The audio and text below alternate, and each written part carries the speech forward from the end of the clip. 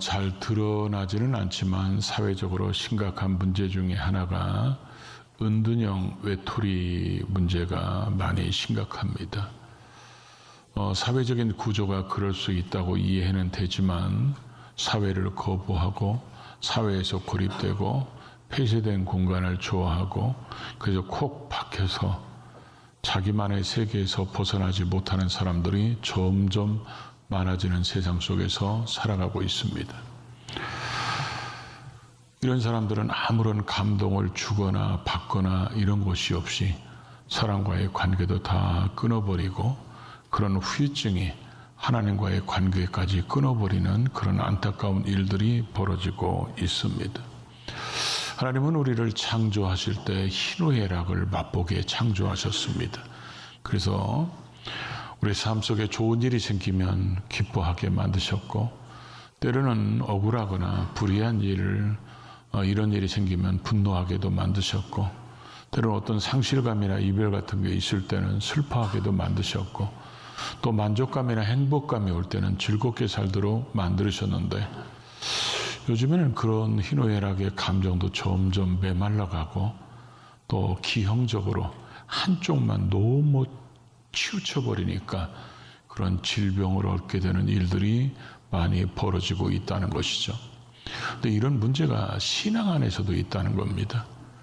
하나님과의 관계 속에서나 때로는 성도들과의 관계 속에서 아무런 교제나 또 아무런 감각을 서로 감동을 주고받는 이런 모습이 아니라 나 홀로만 갇혀서 사는 나 혼자만 하나님 섬긴다고 그러지 하나님하고는 아무 감동을 주고받는 모습도 아니고 그렇다고 해서 성도들끼리 서로 감동을 주고받는 이런 모습도 없는 신앙의 은둔형 외톨이들이 또 점점 늘어나고 있다는 거죠.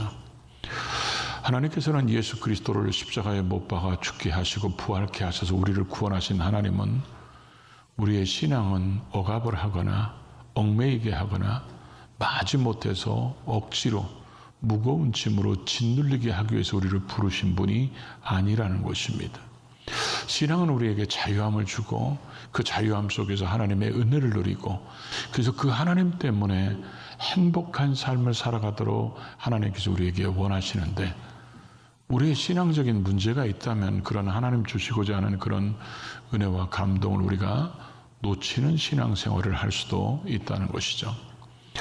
우리는 성경을 보면 하나님께서 쓰신 사람들은 하나님께서 은혜를 주시면 이 사람들이 하나님의 은혜에 감동하고 감동받은 그들은 또 하나님을 위해서 아름답게 또 쓰임받는 헌신의 모습이 있고 그런 모습을 보면 또 하나님이 또 감동을 주시고 이런 모습들이 계속 이어져서 일생을 주님께 드리고 사는 사람들의 이야기가 성경에 쭉 기록되어 있다는 것입니다. 우리는 인생을 살아가면서 여러분은 제일 비싼 음식이 뭐라고 생각하십니까? 어떤 목사님이 사모님을 좀 삐진 것 같아서 달래시려고 뭐 먹고 싶어? 비싼 것도 얘기해. 내가 사줄게. 한번 저지르려고 큰맘 먹고 얘기했더니 사모님이 이렇게 말씀하셨다고 그래요. 조용히. 나는 기내식이면 돼. 기내식 먹으려면 반드시 비행기를 타야 되고 비행기를 타도 제주도 갔다 오는데 기내식 나옵니까?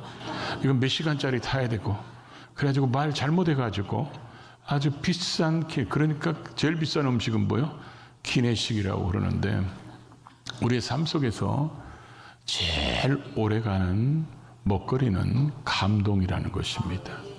사람과의 관계 속에서도 감동을 먹으면 남이 나를 배려해주고 베푸는 그런 것들 때문에 감동을 먹으면 그 관계는 평생을 갈 수 있습니다.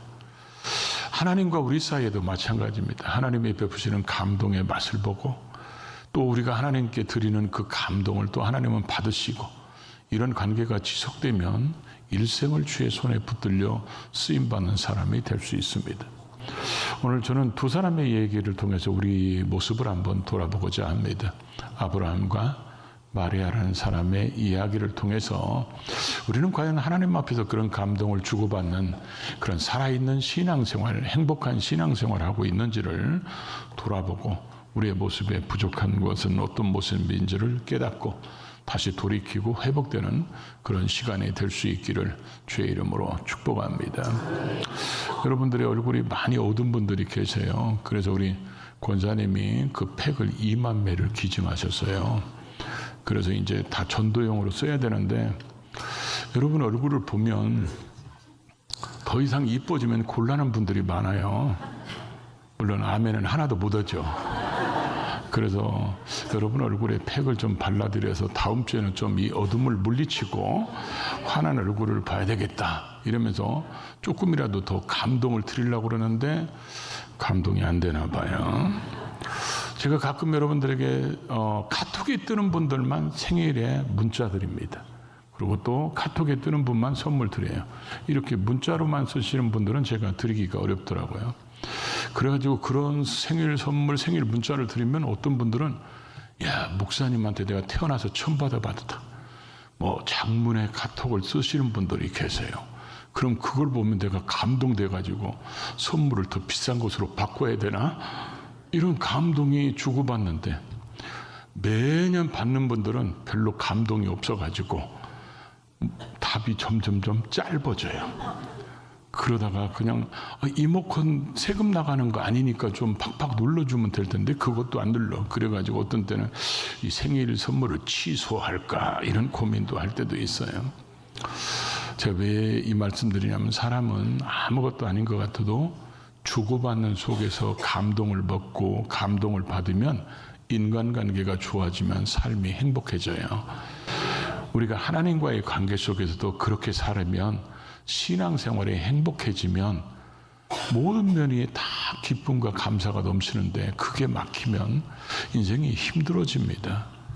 근데 오늘 본문에 이제 아브라함을 보면서 우리가 하나 배울 수 있는 게 아브라함이 하나님 말씀에 순종해서 이삭을 번제로 드리려고 하는 그런 모습이 이런 그 헌신된 드림의 모습들이 하나님을 또 감동시키는 모습을 또 볼 수 있죠. 근데 사람 관계 속에서는 저 사람이 나한테 안 하더라도 내가라도 먼저 하면 감동을 주면 또 감동이 올 수도 있고 그렇습니다. 근데 우리가 하나님 앞에 감동을 드리는 것은 하나님이 먼저 은혜를 베푸시지 않으면 불가능합니다. 왜냐하면 하나님을 알지도 못하고 하나님을 영화롭게 할 수 있는 우리의 신앙이 되지 못하기 때문에 하나님은 우리에게 은혜 베풀어 주시고 그럼 우리는 예수를 믿고 구원받았고 하나님의 자녀가 되고 우리의 기도에 응답해 주시고 하나님이 열어주시고 그러면 우리의 그 하나님이 주신 베푸신 그 감동 때문에 우리의 삶을 하나님께 드리는 그런 모습을 보시고 하나님은 또 감동하셔서 또 우리에게 복을 주십니다. 그런 아브라함이 자기가 이제 나이 먹어서 또 자기 아내도 나이가 많아서 자식을 낳을 수 없음을 자기들이 알고 있지만 내년 이맘때에 아들을 낳을 것이라는 그런 말씀을 듣고 그랬더니 정말 내년 이맘때에 하나님 말씀한 대로 아이가 나오고 아들이 나오고 그런 이삭을 키울 때 아브라함의 마음은 어땠을까요? 우리가 자녀들을 키워보니까 그냥 보고만 있어도 감동스럽고 감격스러운데 꼭 거기다 대고 자기를 닮았기 때문에 더 그러겠죠.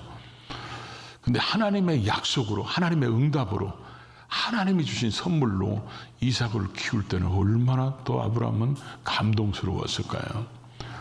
그런 아브라함에게 하나님께서 시험하시려고 여기서 시험이라는 것은 하나님이 확인해 보고 싶어서 알고 싶으셔서 그래서 아브라함을 번제로 드리라고 그러는데 이 아브라함에게 이삭의 위치가 어느 정도인지 하나님이 더 잘 아세요. 내 아들, 내 사랑하는 독자 이삭을 번제로 드리라고 하십니다.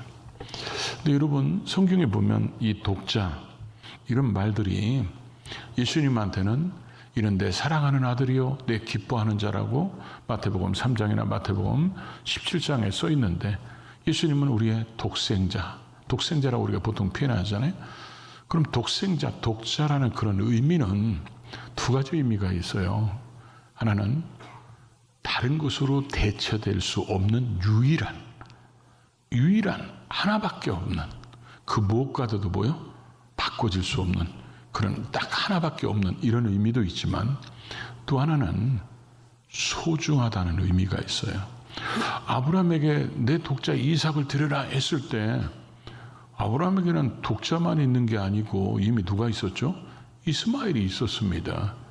그러니까 이삭이 독자는 아니에요. 근데 그 얘기는 뭐예요? 네가 네 목숨을 내놓더라도 내줄 수 없는, 네 재산을 다 내더라도 절대로 내놓을 수 없는, 네가 그렇게 네 생명처럼 여기는 이삭을 내게 번제로 드려라. 이랬을 때 저와 여러분 같으면 그거 가지고 고민하지 않았을까요? 나는 아브라함을 보면서 가끔 제정신인가 이런 생각이 들 때가 있었어요. 왜냐하면 만약에 그런 일이 우리나 저와 여러분에게 벌어진다면 아마 저 같은 경우도 이게 밥맛이 없어가지고 밥도 안 먹고 인생을 살 맛을 잃어버린 사람처럼 살으니까 우리 집사람이 와서 그럴 거예요. 도대체 뭔 일이 있냐고, 무슨 일이 있냐고, 얘기 좀 하라고. 그랬을 때 얘기를 하면 우리 집사람이 뭐라고 하겠어요? 그러면 가만히 있어, 내가 하나님하고 한판 할게. 이렇게 틀림없이 살아도 했을 거예요. 근데 아브라함은 전혀 그런 모습이 없습니다. 오히려 하나님이 그 말씀을 주시자 아침에 일찍이 일어났다는 거예요. 일찍 일어나고, 저는 성경을 읽다가 아주 마음에 감동이 된 것 중에 하나가 뭐냐면 번제에 쓸 나무를 쪼갰다는 말입니다. 여러분, 그게 종들이 쪼개놨거나 종들이 쪼갰으면 성경에 기록 안 했을 거예요.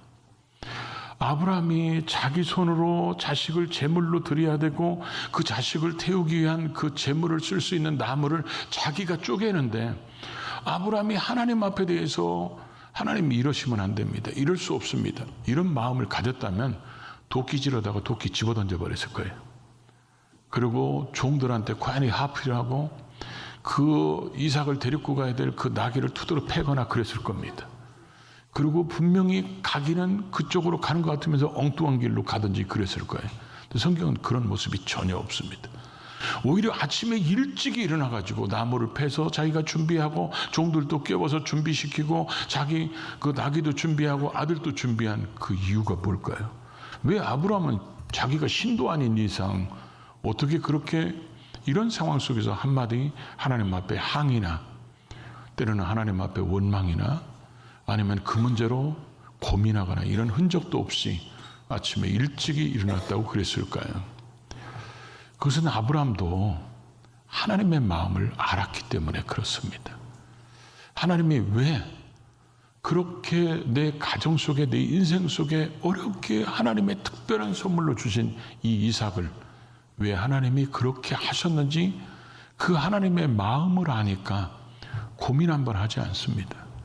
그 3일 길을 걸어갈 때 나중에는 그걸 방해가 될까 봐 자기 아내한테 얘기도 하지도 않고, 그리고 모리아산 다 가니까 나중에 이삭을 묶어서 번제를 드린다면 같이 그 산에 오르면 종들이 뭐라고 그랬어요? 우리 주인이 갑자기 등산하다가 치매가 왔나? 그러면서 뜯어말길 겁니다. 그러니까 그 종들은 뭐요? 산 밑에다 놔두고, 그리고 이삭하고 둘이만 갈 때 아버지 번제할 불도 있고 번제에 쓸 나무도 있는데 번제할 어린 양은 어디 있습니까?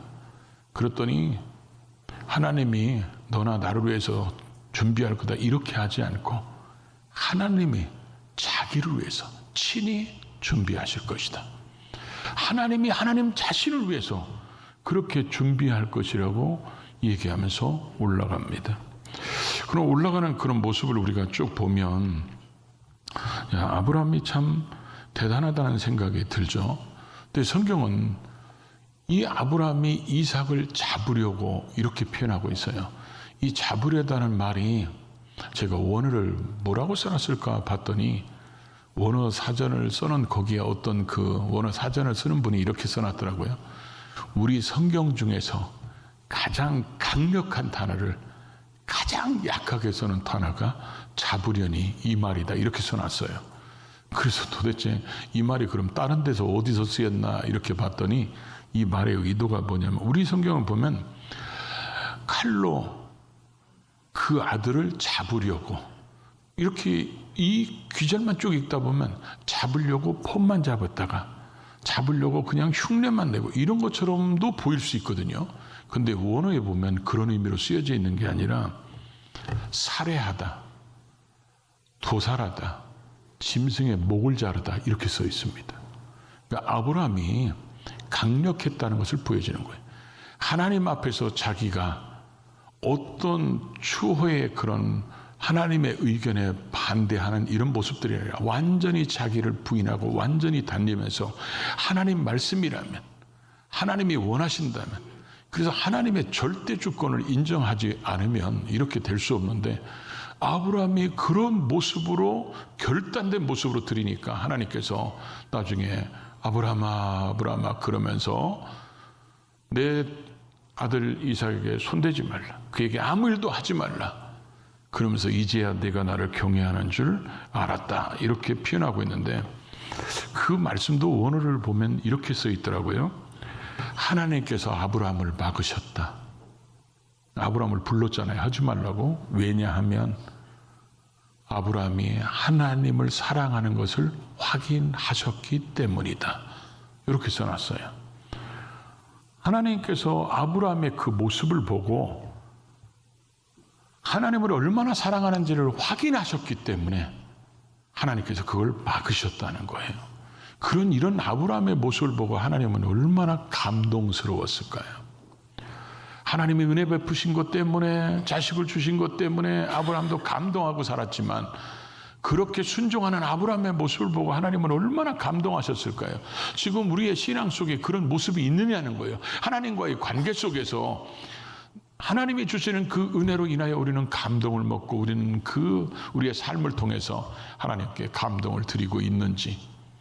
오늘 우리가 읽었던 본문은 사복음서에 다 기록되어 있습니다. 마태복음, 마가복음, 요한복음은 한 사건인 것처럼 기록하고 누가복음은 다른 사건인 것처럼 기록했어요. 마태나 마가는 이 여인이 한 여인, 어떤 여인 이렇게 표현했지만 요한복음에는 이 여인이 마리아라고 표현되어 있습니다.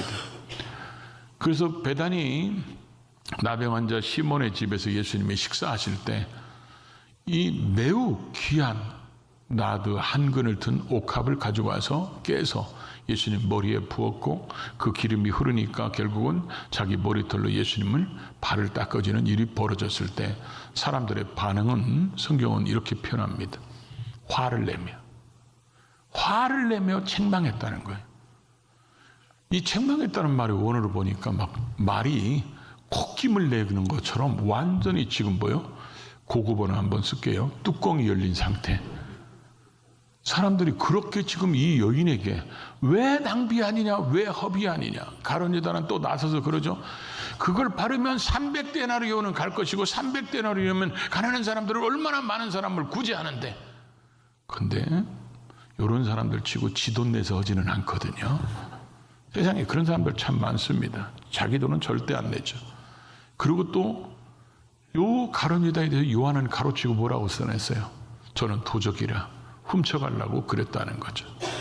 근데 예수님의 반응은 전혀 달랐다는 거죠. 예수님은 저 내비둬라. 왜 저 여인을 괴롭게 하느냐? 그 여인은 나에게 좋은 일을 하였다는 거예요. 가난한 사람들은 너희들과 언제나 함께 있으니까 너희가 맘만 먹으면 당장이라도 그 가난한 사람들을 도울 수 있지만 내게 이렇게 장례를 미리 예비하고 준비하는 이거는 마지막 기회라는 거예요. 마지막 기회였는데 이 마리아는 힘써 그것을 내 장례를 준비했기 때문에 내게 좋은 일을 했다. 이렇게 예수님께서 격려하시고 칭찬하셨어요. 그럼 우리는 생각할 때 이런 생각이 들죠. 도대체 왜 마리아는 그 당시 사람들이 얘기하는 대로 그 사람들이 볼 때는 비상식적이고 아주 정말 몰상식한 짓이야. 왜 그게 여러분 그 당시 1인당 노동자 하루 일당이 한 데나리온이에요. 그럼 안식일을 빼고 그럼 300데나리온이면 1년 연봉입니다. 1년 연봉을 바깥에다가 깨트려서 내버린다? 그러면 사람들이 볼 때는 미쳤다고 얘기할 만하죠. 왜 그걸 낭비하느냐, 허비하느냐 이렇게 얘기하는데 주님께서는 내게 좋은 일을 했다는 거예요. 내 장례를 위해서 미리 준비했다는 거예요. 근데 왜 마리아가 갑자기 그런 일을 했겠냐는 거예요. 그래서 마리아가 주님의 마음을 알았기 때문에 그래요. 예수께서는 수없이 많은 순환을 얘기하셨습니다. 내가 십자가에 죽게 될 것이다. 대제사장들, 서기관들, 바리새인들 이런 사람들에게 핍박을 받아서 죽게 되고 3일 만에 부활하게 될 것이다. 이런 예수님이 계속 그런 말씀을 하시는데 다른 사람들은 그 말씀에 대한 생각이 없습니다. 그것을 알지 못합니다. 다른 사람은 보지 못합니다. 근데 마리아는 그게 보였다는 거예요. 그걸 알았다는 것입니다. 그걸 기억했다는 거예요. 그러니까 예수님에게 마지막 이제 예루살렘에 올라가서 죽으시니까 마지막으로 장례를 준비하기 위해서 그렇게 하라는, 어쩌면 성경은 표현되어 있지만 않지만 성령의 감동을 받았겠죠. 그러니까 마리아는 1년 연봉에 해당되는 그 돈을 그렇게 예수님에게 부어드림으로써 힘을 다해서 주의 장례를 예비하고 또 예수님에게 좋은 일을 했다고 성경은 기록하고 있다는 것이죠. 아무 생각 없이나 어떤 아무 감동 없이 그렇게 할 리는 없을 겁니다. 어쩌면 이 매우 값진 나드한 건, 이렇게 아주 비싼 것을 성경에서 강조하는 것을 보면 어쩌면 아브라함에게 목숨 같은 것은 이삭이었다면 이 마리아에게 목숨 같은 것은 뭐예요?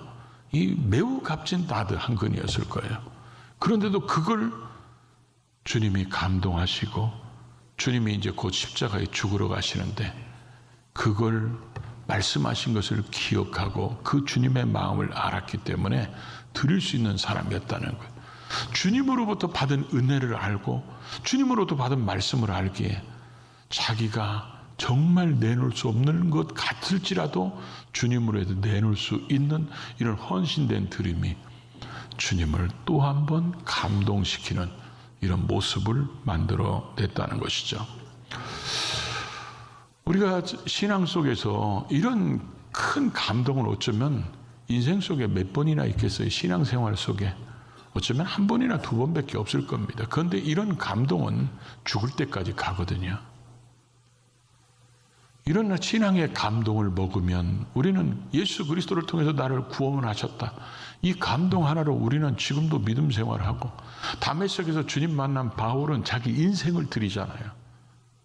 나 같은 사람, 교회를 핍박하고 교회를 없애려고 한 나 같은 사람을 주님이 만나주시고 주님이 나를 구원해 주시고 그걸 깨닫게 하시고 믿게 하셔서 자신을 이방인의 사도로 부르셨다는 그거에 대한 그 감동이 그의 일생을 순교의 자리까지 이르도록 자신을 드릴 수 있는 사람이 되고 말도록 만들어 놓으셨다는 것입니다. 이 모습을 보시고 주님께서는 아브라함의 그런 모습을 보시고 감동받으셨어요. 그래서 이제야 네가 나를 경외하는 줄 아노라. 우리가 살아가면서 어디서든지 직장에서든지 어떤 모임에서든지 만남에서든지 사람들에게만 인정받아도 굉장히 기분이 좋잖아요. 하나님 앞에 인정받으면 얼마나 기분이 좋겠습니까? 그리고 아브라함에게 지금까지 하나님이 약속했던 것을 요약 정리해서 다시 한번 축복하십니다. 네가 이렇게 아브라함, 내가 명령한 대로 이삭을 드렸으니까 내 후손들이 이제는 하늘의 별과 같이 바다의 모래같이 많아지게 될 것이다. 이런 또다시 축복의 약속을 받을 때 아브라함은 또 얼마나 감동했을까요? 또 이 마리아는 예수님께서 이렇게 말씀하시죠. 내가 진실로 너희에게 이르노니, 성경에 이 말이 붙으면요 확실하게 그게 이루어진다, 그런 의미를 담고 있는 말씀이에요. 온 천하에 어디서든지 복음이 전해지는 곳에는 이 여인이 행한 일을 말하여 그 사람을 기억하게 하라. 복음이 전해지는 것에는 이런 헌신자들이 필요하기 때문에 하나님께서 그렇게 더 말씀하셨겠죠. 하나님께서 지금 주님이 이렇게 이 여인을 칭찬하고 격려하셨을 때는 이게 300데나리온의 가치 때문에 그런 게 아니잖아요. 이게 비싼 기름이기 때문에 이렇게 말씀하시고 싼 기름이기 때문에 주님이 말씀하시고 그런 게 아니라 12 제자도 모르고 70인 제자도 아무리 수많은 사람들이 주님을 따라다니고 있을지라도 아무도 주님의 순환에 대해서 지금 예루살렘으로 올라가시면 이제 죽으러 가는 길이라는 것을 아무도 기억하지 못할 때 이 여인은 기억하고 자기 힘 닿는 대로 예수님의 장례를 준비하는 이런 모습이 주님을 또 감동시켰기에 복음이 전파되는 곳에는 이 여인의 행한 일도 기억하라고 말씀하고 있습니다. 우리는 우리의 신앙 속에 맨날 이런 큰 감동을 주고받기는 어려울 겁니다. 근데 표현은 좀 그렇지만 우리는 그럼에도 불구하고 우리의 삶 속에 하나님과 주고받는 소소한 감동이 늘 우리 속에 넘쳐나야 된다는 거죠. 그러면 누가 잘못이 많을까요? 내가 많겠죠. 그럼 그 원인을 찾아봐야 되겠죠. 나는 왜 이 감동이 사라진 신앙생활을 할까?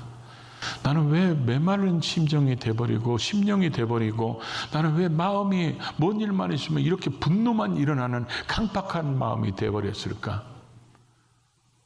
거기에는 하나님과 관계가 지금 끊어져 버리는, 모든 관계를 다 끊어버리는, 그래서 나 혼자만 지금 갇혀있는 그런 영적인 은둔형 외톨이의 신앙생활의 모습을 하고 있지는 않은지 다시 한번 돌아보고 우리의 신앙이 하나님의 베푸시는 은혜에 감동 먹고 감격하는, 또 우리의 그런 모습을 보고 또 하나님께 감동을 드리는 우리 모두가 될 수 있기를 주의 이름으로 축복합니다.